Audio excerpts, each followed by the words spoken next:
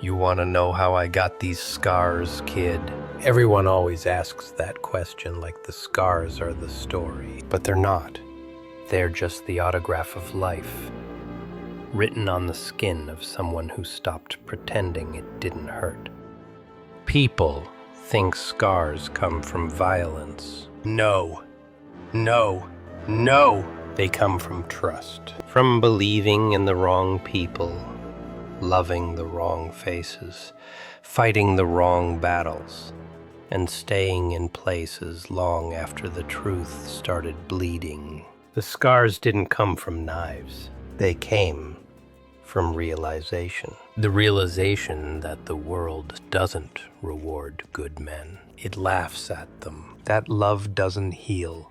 It searches for weakness. And that the happiest people in the room are usually the ones who learned how to smile through hell. You want to know how I got these scars? I got them every time I chose peace instead of war.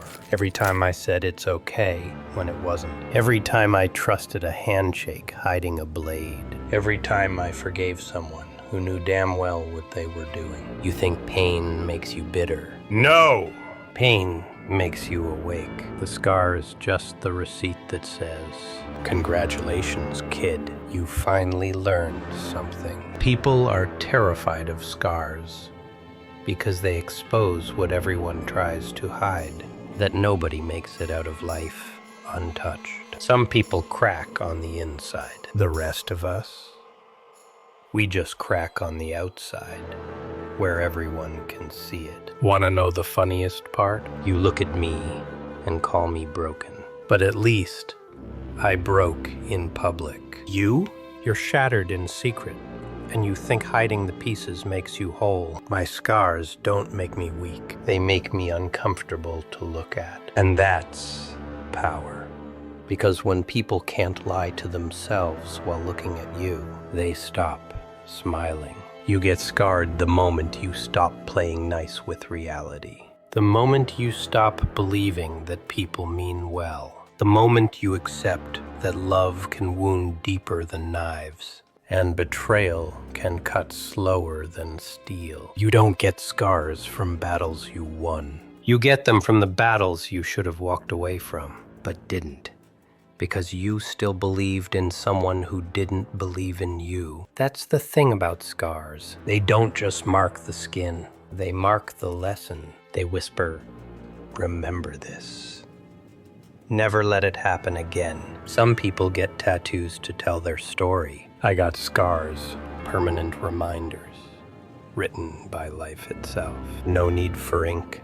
The pain did the outlining. You want to know the real punchline? You already have scars too. You're just pretending you don't. Yours are emotional, internal, invisible. You cover them with, I'm fine, with jokes, with distractions, with fake peace.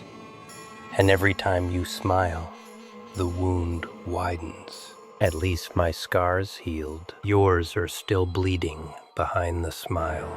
You want to know how I got these scars? By finally living without a mask. By letting the world hit me without flinching. By realizing that when life slices you open, you either close up or you build armor out of what tried to kill you.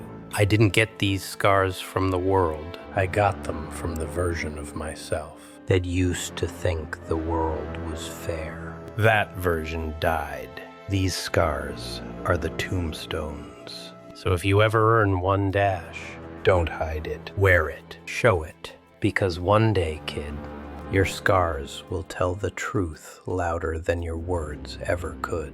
And maybe then, just maybe, you'll finally stop asking how I got mine and start wondering how you'll survive yours. You want to know why people fear scars? Because scars mean the story didn't go the way they fantasized. You don't get scars from a happy ending. You get them from the moment the universe grabs your face and whispers, wake up. This is how life really works. Scars are what happens when reality refuses to match your expectations. When the people you trusted become the blade. When the love you gave turns into a weapon against you. When the world stops pretending it's kind. See, the scar isn't the pain. It's the proof you survived it. The pain was the chapter. The scar is the signature at the end that says, I'm still here. Some people heal by forgetting. Others heal by pretending. But the strongest ones, they don't heal by erasing the past.